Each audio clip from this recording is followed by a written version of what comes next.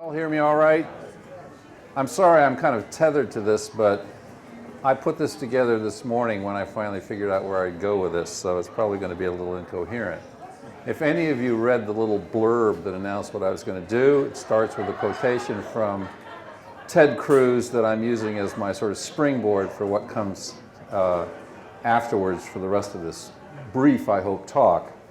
The quotation, in case you didn't see it, is as follows: slightly altered for style, but certainly not for content and intention. Today, the global warming alarmists are the equivalent of the flat earthers. It used to be accepted scientific wisdom that the earth is flat, and this heretic named Galileo was branded a denier. A couple of points that are noticeable about this that I want to point out, the first of which is the rather rich irony that a theocrat such as Ted Cruz would liken himself to someone who stood up to the oppressive force of theocracy. And the other is the gross historical inaccuracy of the claim. In fact, it was supposedly Columbus who denied that the earth is flat and had to prove it to skeptics by sailing to the Indies. This story was conceived out of whole cloth by Washington Irving in 1828 in a 4-volume history of Columbus. It was a good story, but it's totally false. There's absolutely no evidence in favor of it.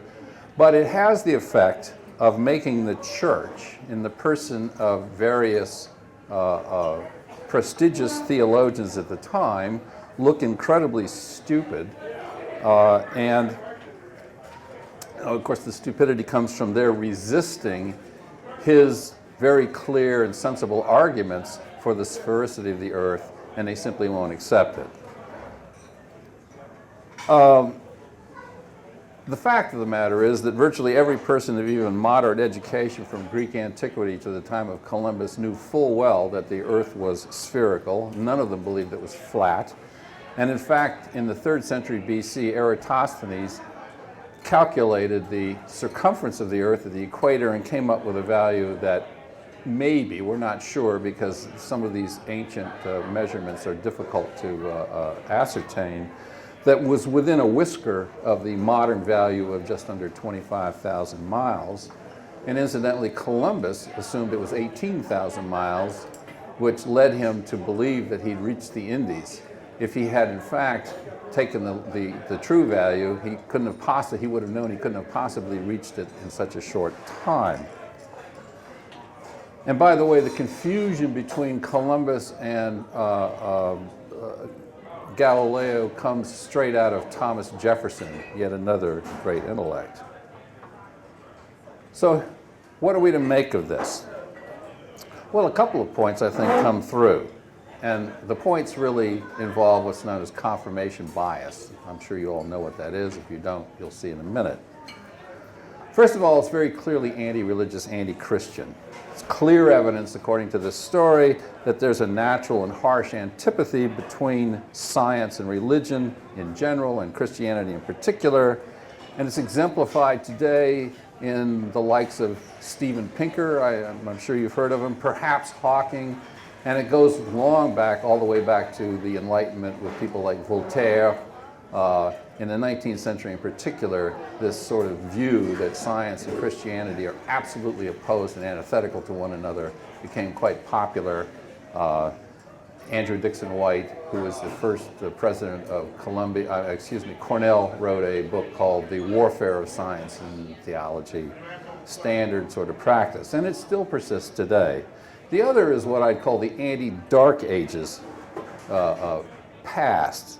That is to say, by showing how stupid they were back then, it shows how incredibly intelligent and advanced we are today. So basically, it's a way of showing our superiority by contrast to the inferiority and stupid thinking of those in the past. Now, against this background, the real story behind the opening quotation, still along Ted Cruzian lines, is that Galileo was branded a denier and a heretic for refusing to accept the prevailing theologically mandated scientific wisdom of geocentricity. That is, that the Earth stands immobile at the center of the universe, and thus everything else celestial moves around it in one way or another. So Galileo emerges, as does our friend Cruz, as a champion of truth against the theocratic forces of superstition and anti-scientific bigotry. So here we have the same theme, different actors, but they represent the same antithetical positions, and of course the same irony. That is, whether he's Columbus or Galileo, somehow Ted Cruz is the light of reason shining through the darkness of theocratic stupidity and oppression. So that's the popular account. That's the account that many of us have probably read. I'm sure that all of you were taught, at least by third grade, that Columbus had to show that the Earth was spherical and everybody else thought it was flat. Mrs. Goldberg taught you that, and you've never forgotten it. So going to the real story, and here I'm of course abbreviating it, so it's a bit of a lie, as are all histories anyway. First of all, the primary argument against geocentricity and in favor of heliocentricity was made in 1543 by Nicholas Copernicus in a work entitled De Revolutionibus Orbium Caelestium, or On the Revolutions of the Heavenly Spheres. He went to great lengths to try to not only show that it made sense that the world was heliocentric, not geocentric, but then in terms of very technical calculations, he tried to show how that made better sense for calculating ephemerides, that is, positions of planets over time in the future.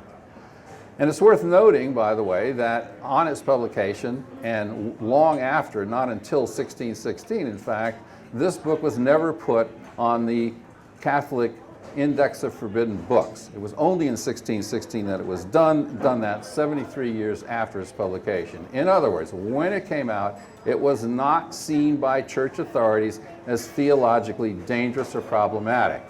Why not?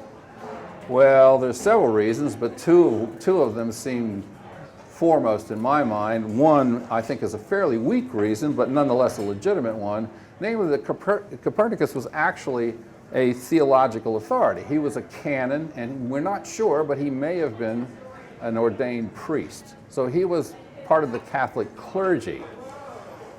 The second reason lies in the preface to the work, the ad lectorum, as it's called, to the reader. And I want to read you a small excerpt from this. It is the duty of an astronomer to compose the history of the celestial motions through careful and expert study. Then he must conceive and devise the causes of these motions or hypotheses about them. Since he cannot in any way attain to the true causes, he'll adopt whatever suppositions enable the motions to be computed correctly. The present author has performed both these duties excellently, for these hypotheses need not be true or even probable. On the contrary, if they provide a calculus consistent with the observation, that alone is enough. This is a very good, solid scientific argument in the form of what today we call instrumentalism.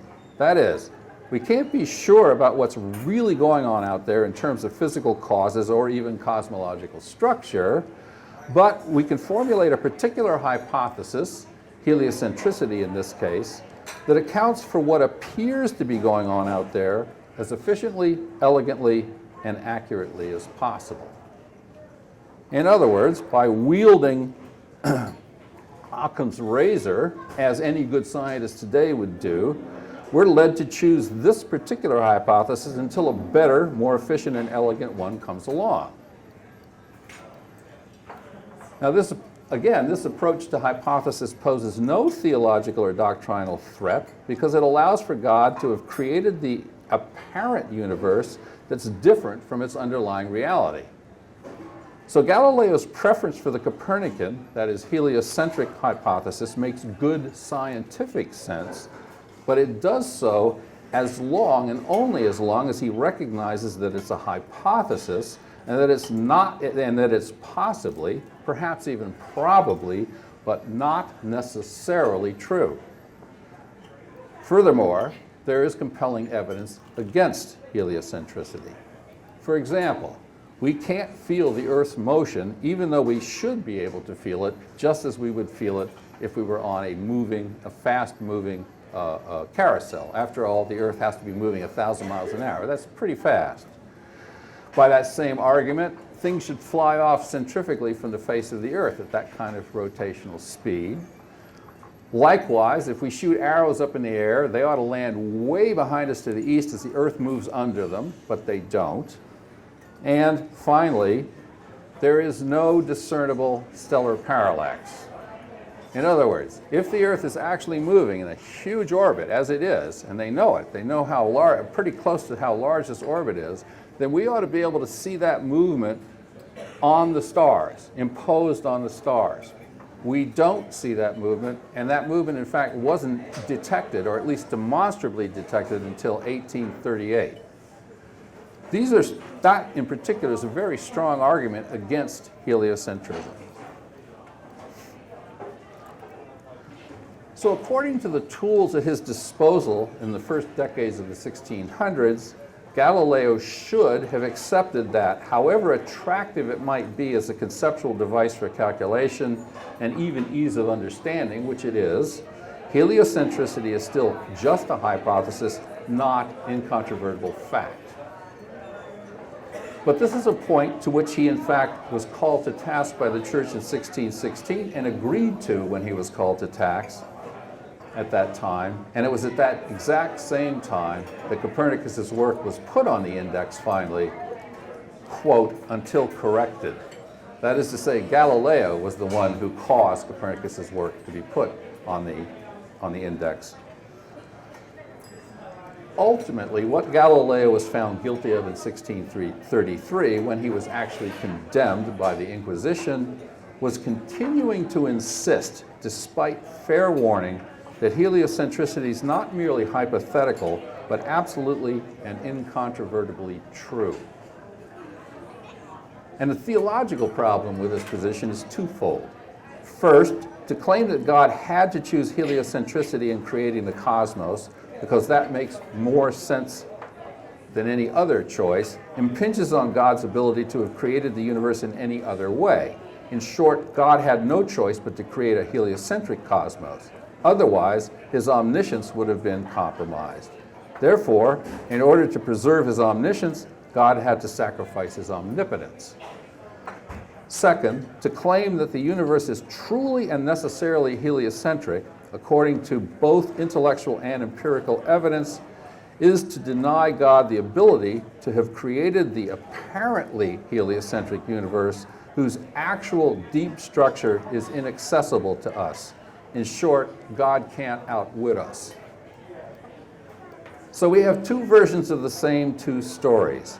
On the one hand, the popularly accepted versions trade in clear binaries or dichotomies. Heroic truth seeker versus oppressive forces of ignorance and bigotry, intellectual clear-sightedness versus blindness, truth versus falsity, science versus religion, reason versus blind faith, good versus bad. On the other hand, being far more complex and nuanced, the real stories don't trade in such clear intellectual and moral dichotomies. According to the real story, in fact, Galileo comes across not as a heroic martyr for scientific truth, but as a rather pig-headed exponent of a questionable hypothesis who got caught up by a church that had a far more sophisticated understanding of scientific proof than he did. Now, I've essentially given my talk, and I'm told that it's open to questions. So I have 4 questions for you. Well, I'm asking these of you, and I want you to participate and answer, not me. I have my own opinions, but I'm interested in yours. So here are the 4 concluding questions.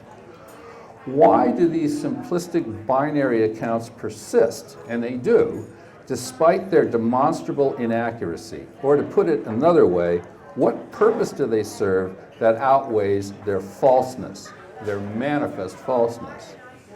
Second, does it matter that they persist? Third, if so, then why does it matter? And finally, if it does matter, what should we do about it? Thank you. But I'm waiting for your answers. Or your question.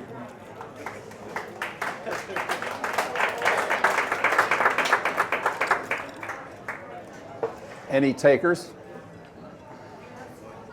My own question.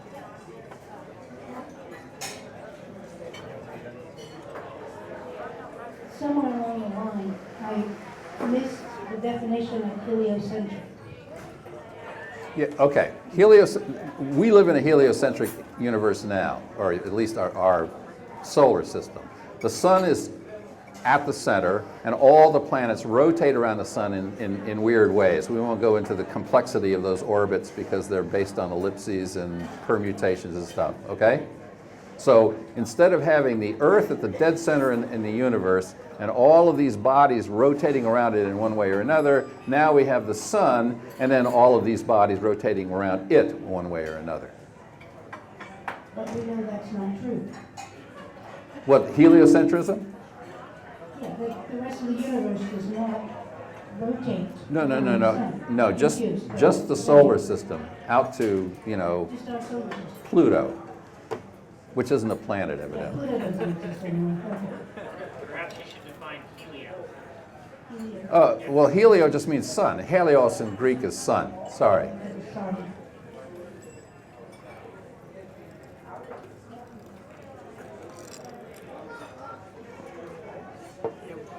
What were the 4 questions you want us to answer? Yeah, I want you to answer. But what? Oh, okay.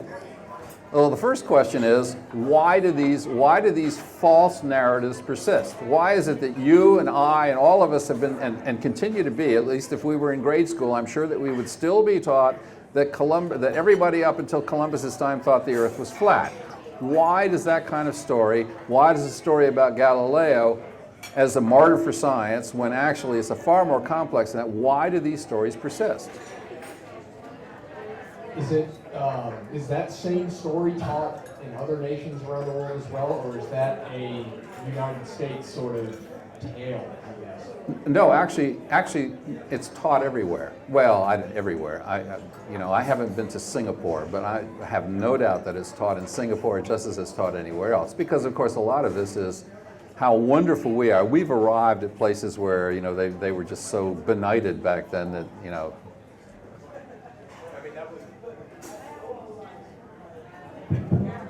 All right. I mean, that would have been my suggestion is we just like to talk about how cool we are.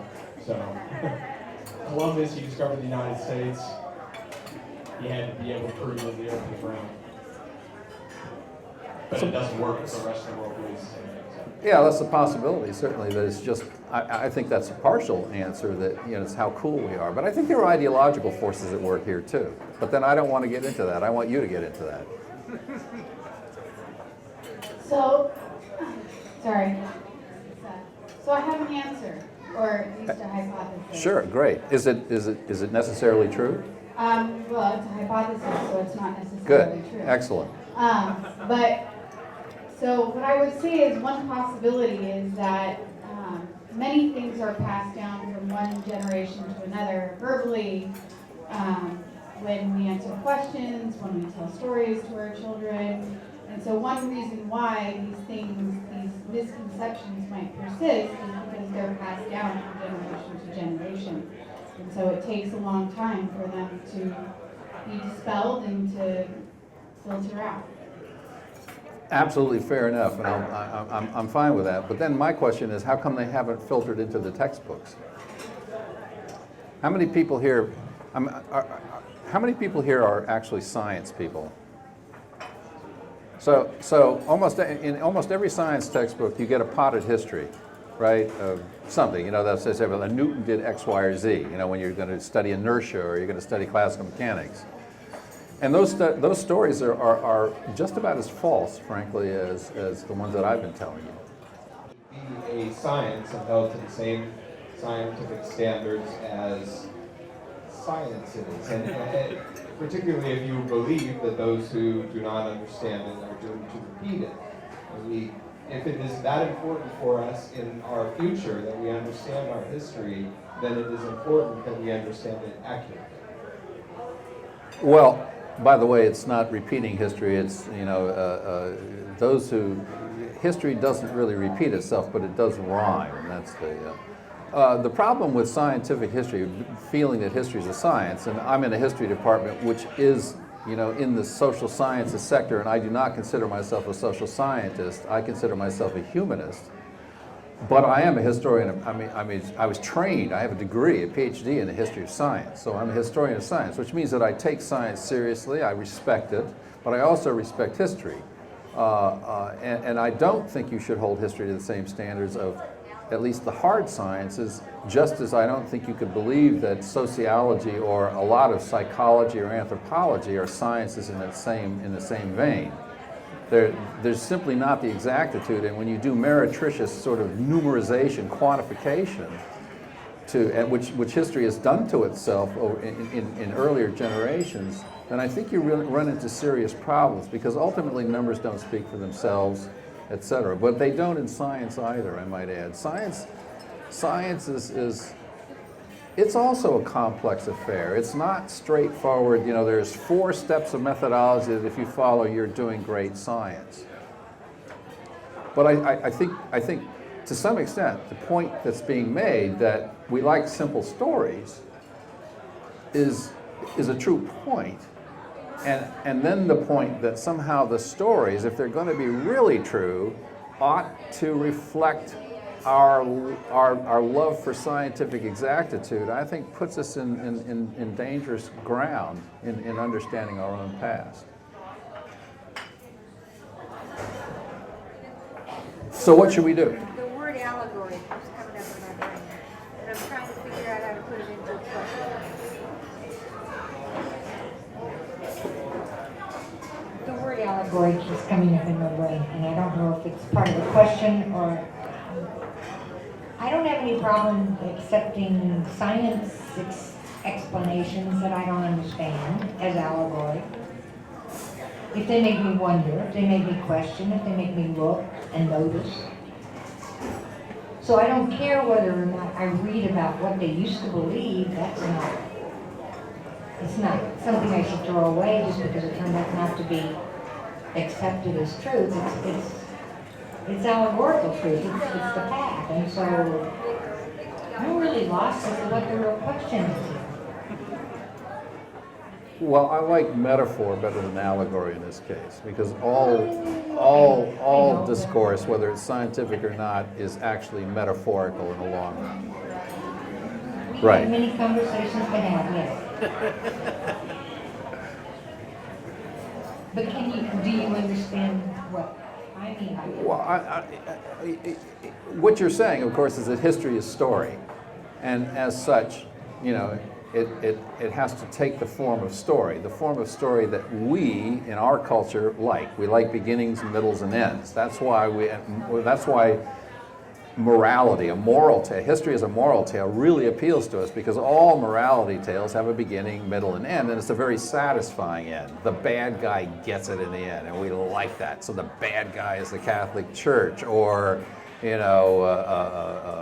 Cardinal Bellarmine, or whoever it is, and then the good guy turns out to be Galileo. So we like that, but that's not how that. See, as historians, we have to be very careful not to fall into that trap, because it's more complex than that. History is a story, that's true, and there is allegory and metaphor involved, but we have to be pretty careful to try not to get overboard in it and over-fictionalize it. If you don't start where they are, how are you ever going to teach them anything? You mean, well, where they are being students? The students that I have, I always call to mind, and then I shiver when I do, one class several years ago that I had when I was doing the origins of scientific thought, which takes everything up to Copernicus. And I was almost at Copernicus, and I decided to give a quiz to the students. And one of the questions, they're all multiple guess, kind of questions. One of them was a true-false. True, or as of Columbus's time, everyone thought the Earth was flat. True or false? Now don't forget, they've been through an entire semester with me studying Greek geometry, Greek cosmology, Ptolemy, you name it, and 90% of them said true. because Mrs. Goldberg told them in the 3rd grade, and damn it, they weren't ever going to forget it. Did the masses think that, or in Columbus's time? Well, I don't think we really know what the masses thought because they're illiterate. So The there's, vast majority of people probably thought the world was flat. yeah, but the kind of people that Columbus would have had to persuade, if he had had to persuade them, would not have been those people. It would have been the people at the court of, Ferdinand and Isabella, et cetera, et cetera. And the same with Galileo. He was not convincing the masses, although he was. He was convincing fairly large swaths because he wrote in Italian. He didn't write in Latin, at least not after the 1590s. But even the true-false question, Even the true-false question is kind of a gray area. Are we talking about that? I mean, because Well, I said everyone. I didn't say almost everyone. I said everyone.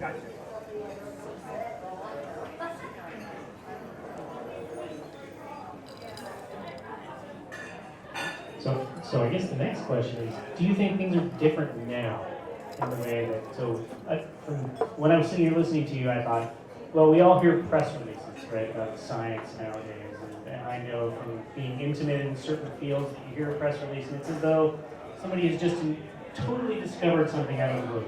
Right? But in fact, that's based on a huge amount of argument, controversy, building up of facts within a given field. But that one person is going to get all the credit at the end of the day. And is that what's going to go down in history? Well, it's what the history of science, when it really sort of took form, which is really in the Enlightenment, essentially was based on the great man theory. So, and I do mean man. So that all of these wonderful discoveries, from whatever to whatever, were all done by great men who were just above, way many cuts above everybody else. They were much brighter, and they saw the truth, and the rest of them, the rest of their compeers were sort of mired in ignorance, comparatively speaking, though you needed great geniuses like Isaac Newton to uncover classical mechanics. Everyone else just had it wrong. And then you go down the line, you get Kepler, Galileo, etc. You can go right on down the line.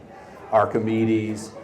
Now the fact is that these guys were brilliant, but the fact is also that they weren't working in a vacuum. So that particular kind of history of science is extraordinarily misleading, but it's very popular among scientists, particularly back in those days, because they saw themselves that way, and it makes them look really good. We're all geniuses. We're all doing scientific revolutions, etc. So of course that kind of history was appealed to scientists. Does that sort of address your? Yeah, well, I think that the same model exists now. So we want the University of Missouri to appear as the greatest institution there is. So our press releases say that everything that's done here is independent of anything that's happened anywhere else. Well, absolutely, but that's true, isn't it? No.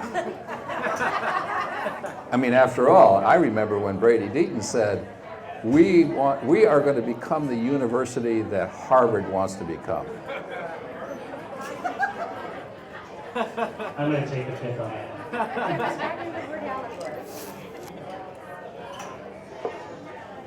I want to come back to this idea of whether it matters or not. And history is written by the victor. It's written by the people, it's written by the men who did the science. It's written by... It means that you are effectively oppressing a large fraction of people.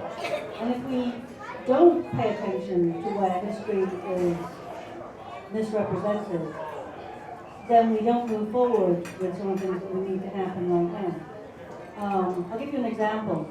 Right now there are protests on the summit of Mauna Kea in Hawaii because astronomers want to build a telescope on a sacred mountain. And it's the problem for a significant fraction of the astronomers is that they believe the great man idea of how science works and are very much following in the role of colonialists and colonizers and oppressors. And if we don't teach history accurately, if we don't go back and say, okay, well, this is kind of the simple good guy, bad guy story, but really it's like this, then people who only ever learn that don't learn to be able to interact in the world.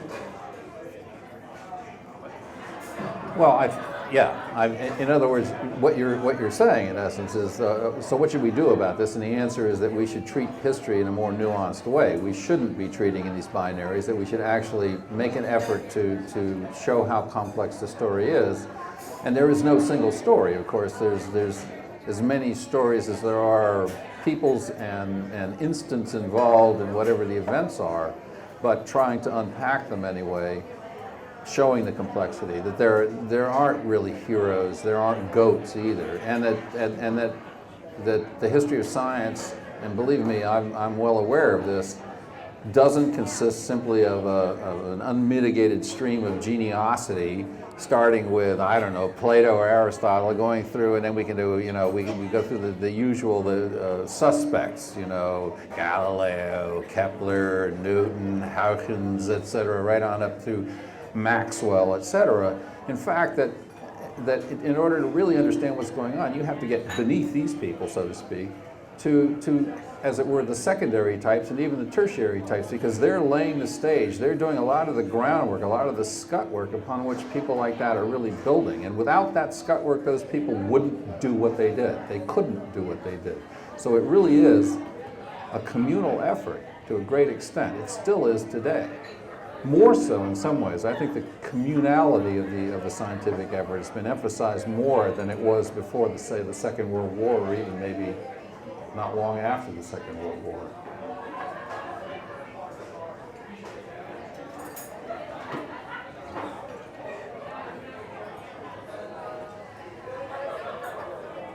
So it seems to me that in going to get back to my how history is going to perceive us, line of thinking is just sort of stuck in my brain. So currently, and this may be a broader area of history than just science, even though it seems to be more pertinent to science more and more every day, is that as more and more people have a voice nowadays, they can form their own narrative and publish their own narrative. There's multiple narratives, thousands of narratives associated with any given issue nowadays. And the major media sources that history would normally rely on are now formulating their narrative based on a large, massive narrative, blogs, tweeting, Facebook, whatnot. This is going to have a large influence on the way that we understand science eventually. I mean, obviously it's going to have an influence on the way that we understand history right now. Do you have a thought about that, about how that would relate to how we might be perceived in the future, as opposed to how people were perceived back in the time of Copernicus and Galileo? Well, one thing I think that's eminently obvious, simply from, for example, the Mizzou Advantage program, is that science is perceived now in terms of networking. So network theory is the nouvelle vague, and everything has to, appeal to network theory. You're not going to get a Mizzou Advantage grant unless you can show all of that massive interdisciplinarity and show nodes and all this sort of thing. I don't know whether that's going to last or not, frankly, or whether that's simply going to be another dying duck. But the fact remains that that there's any given issue of science that comes out of nature may have 300-400 blogs written about a given individual article, which may have their own individual spin on that finding or what led up to that finding. Just like there's thousands and millions of blogs based upon any current event that takes place, or tweets about it, or networked Facebook events that happen. And those weave their way into the mainstream media, Fox News, CNBC, CNN, etc. Right? And so that's a major influence now. I should say major influence. It's a large portion of our culture nowadays that's going to influence the way that we understand science. I mean, global climate change is just the tip of the iceberg as far as I'm concerned. In this respect, there's the vaccines and the global climate change and any number of topical things that come up that are going to be understood in that context in the future. Whereas previously, the illiterate masses didn't really have anything to say about the way that Copernicus or Galileo came upon their Yeah, findings are familiar. absolutely. In some ways, I think it's really unfortunate. It does make me glad to be a medievalist because I don't have to deal with all that noise. But you're right. It does have an effect.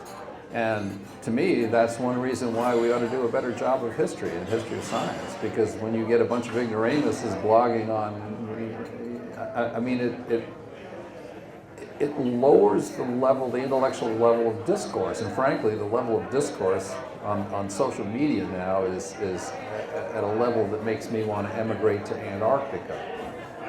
This is actually Science Twitter is really good. I'm a social psychologist. I'm on Twitter all day, every day, because this is where I can share ideas at a rapid pace that science journals cannot provide. Science journals take 3 months just for a single peer review, after which point you're left trying to revise, resubmit, or send it off to a different journal altogether. On Twitter, you can put up your white paper, you can put up your preprint, and you can have friends in the Netherlands talking with you about it within hours. I am on manuscripts with people I would never have met if it were not for science Twitter, for blogs, etc. Ed Yong is one of our best science journalists right now. He is on Twitter. He is finding things on Twitter. He is talking about things through Twitter. I have rarely clicked on a blog link without an article and not found something that was interesting or a good perspective on it or a new skeptical take on things. Because currently science is not skeptical enough sometimes. We are ruthlessly having to self-promote in order to compete for jobs, in order to compete for grant funding. It is merciless, the sort of self-promotion we need to do. It is up to the bloggers, it is up to the outlets to keep us honest. That's certainly, I agree with that, certainly part of it. I mean, in my field or my area that I'm interested in, you know, the development of professional correspondence in the 17th century is a really crucial part, and in the 18th century as well. It's a crucial part of the passage of science, not necessarily published in things like the Journal of the Royal Society or the Journal des Savants in France, but rather sharing of ideas. Another way, interestingly enough, was marginalia in books that were shared. So those are the equivalents. You're right, it's a lot faster now. And just as then, so now, you know, probably 90% of what gets exchanged in that turns out to be chaff. But that's okay. I mean, I'm not arguing in that because, you know, the kind of blogging you're talking about is not every man, Jack, and Harry who gets out there and has some kind of wacko opinion about, you know, whatever it is you're doing. I want to just make a statement about the peer review process for those of you who might have gotten from that that's not an important process. And I know that you weren't trying to say that. But in medicine, without peer review, there would be so much garbage that it would be impossible for a human to be able to filter that stuff. And so when you talk about the 90% chat, you know, when you're a busy person or a busy professor or a busy doctor, the last thing in the world that you have time to deal with is 90% chat to get down to the good stuff. And so you rely on these established journals and their established peer review process to keep the process honest and to keep the information refined. Which of course takes us back to the, you know, the supposed collective wisdom of those flat earthers, the supposed flat earthers, who, you know, were arguing from authority on the basis of the best science of the time, according to Ted Cruz, that they're the peer reviewers who then show that Galileo or Columbus is chaff. I mean, and I'm not dumping on this, but it shows you how problematic this whole thing is, because on the one hand, the story he tells is a story of authority and, if you'll pardon the expression, Sarah Palin, you know, pace to you, mavericks who, you know, go against that grain and then get squelched for it. First of all, but I think peer review is fantastic. We all agree that, you know, having peer review is an integral part of doing science and publishing our work. And I'm not sure about the filtering part so much, but yeah, that's certainly the case. But the alternate view of peer review and publication is that most of that science is hidden from the general public. You know, so most of it is behind a paywall of one sort or another. Most of it is written in a language that's incomprehensible to the illiterate masses, right? There's the blogging people that don't seem to know much about anything. And that is something that is something that I would say is detrimental in some respect. I mean, it is nice to be able to go and find things very quickly because they've been filtered and there's a fairly narrow stream of opinions based on a topic necessarily, except for the mavericks that will eventually publish a paper. But I think that there's a certain benefit to the Sarah Palins and the mavericks in the world when they speak out. I mean, look at the example of I don't need to hog everything here, but look at the example of the anti-vaccine movement, which made such a huge impact in the general media.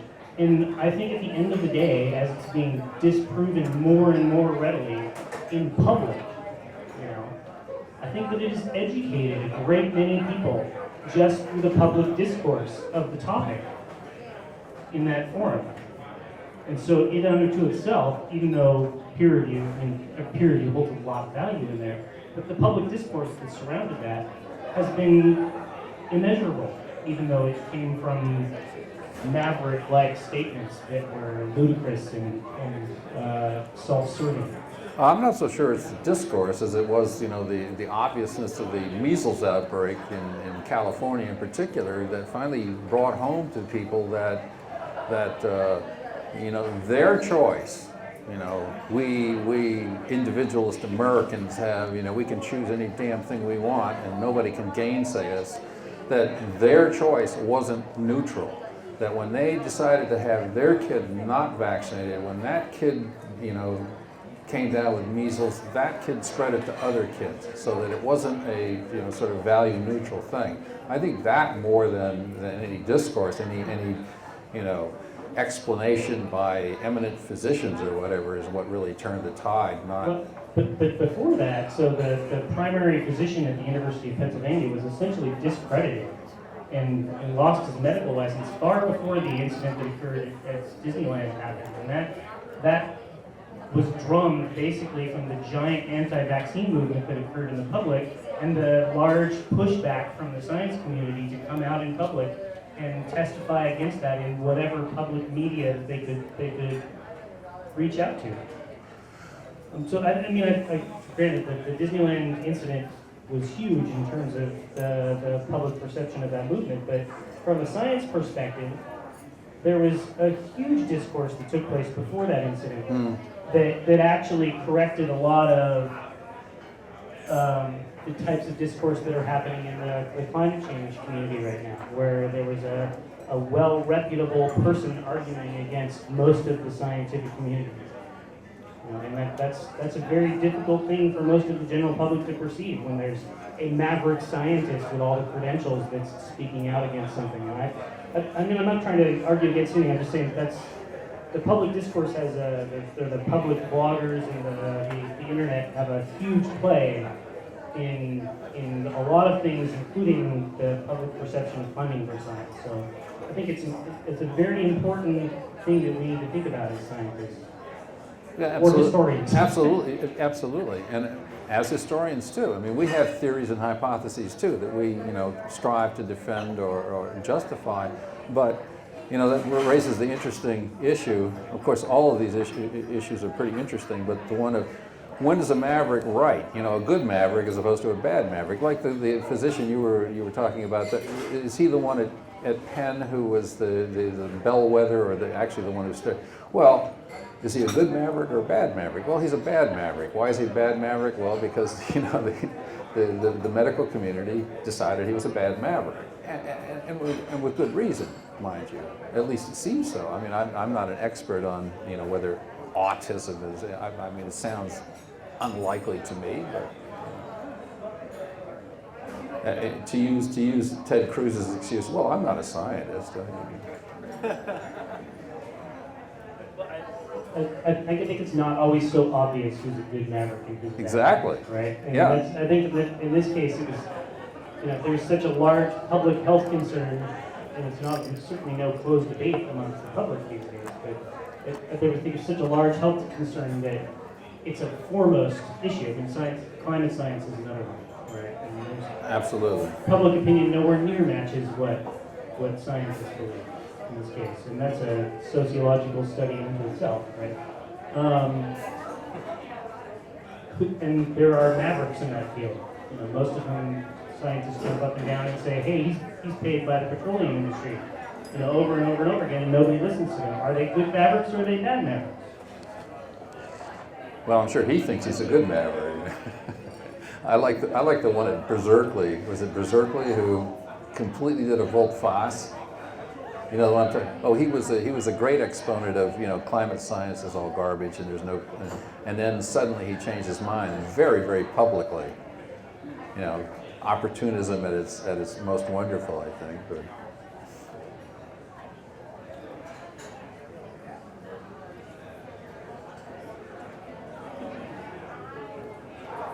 So I had a question going back to Galileo.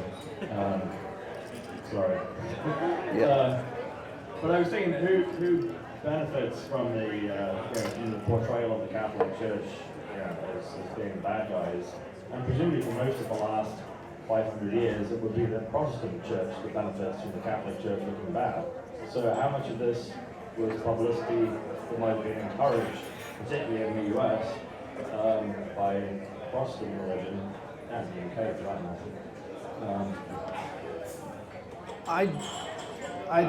To be honest with you, I don't know. I don't think particularly a great deal. I think it was more the forces really in the 19th century of anti-religion in general, not atheism, I suppose you could say, that really pushed this anti-Catholic and anti-Christian, because it isn't just Catholic, it's Christianity is inimical to science.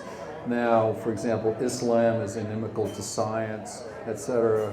But if you've done any study of Islam, at least during the Middle Ages, you realize that it's not inimical to science per se, that there are certain sciences that it was inimical to, for example, astrology. But there were theological reasons for that, just as there were reasons for medieval Christian theologians to be against astrology, at least judicial astrology. Magic, alchemy, all of these were sort of verboten, but that doesn't necessarily mean that they're just naturally inimical to science. We like to see it that way, and unfortunately the way that we portray Islam today in the news media tends to go for those binaries. You know, radical Islam, well, maybe that's a minority, but most Muslims are bad because they're not coming out hard, strenuously enough against radical Islam. So Islam, for example, Bill Maher, is very clear that that Islam is bad news just straight through. It's a bad religion because it religiously promotes violence. In fact, that's simplistic. But I don't want to get into that. I'm just talking about history of science here. But all of these things are kind of interrelated in the way that we like to look at things and try to understand them. And frankly, in this country, I think we try to understand them simplistically. And I think the news media are as culpable in that as anyone else. Would you argue that that's largely because the news media is perhaps run by people who would be more inclined to pursue or to propagate Christianity rather than Islam? So again, it's rather than perhaps people being anti-religion, it's more people following one religion seeking to make another religion look bad. Yeah, I don't think I'd argue that, although Bill Maher isn't part of Fox News, but certainly Fox News is, the egregious actor in all of this. I mean, and the problem is that people actually watch the stuff. They do have an impact thanks to smart, administration. I mean, and of course they're towing Murdoch's line. And yeah, they do reduce things to binaries. The whole political scene in this country is reduced to binaries. It's if you're not with us, you're against us. If you don't agree with everything I say, and I'm a Tea Partier, then you're a liberal, whatever that means. So there's no room I mean, that's what disturbs me about this kind of binary history, is that it seems to be reflected and have kind of entered into the public sphere in ways that I think are really detrimental to making any kind of social progress in this country. But again, I don't really want to get political here.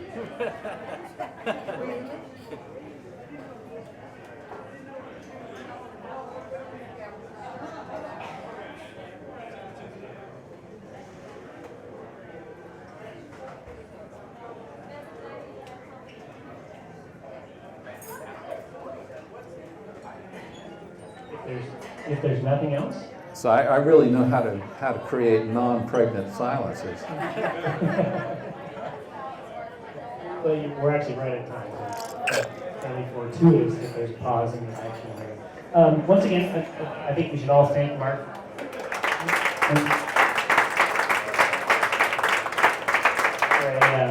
What I would call a different take on the Science Cafe, more of a debate on things than an inquisitive nature, which is, I think, is just as educational. And by the way, I'm teaching a course on Galileo in the honors and also the history department next semester. So for those of you who are on the faculty, if you'd like to encourage some of your students to take this course, I'd be more than happy to see them. I won't teach them, but I'll see them. So now we've had the shameless advertisement. Absolutely, yeah. Anyway, again, I appreciate everybody coming out for Science Cafe. We will get the schedule for summer up as soon as we possibly can. And thank you again for coming out. Thank you.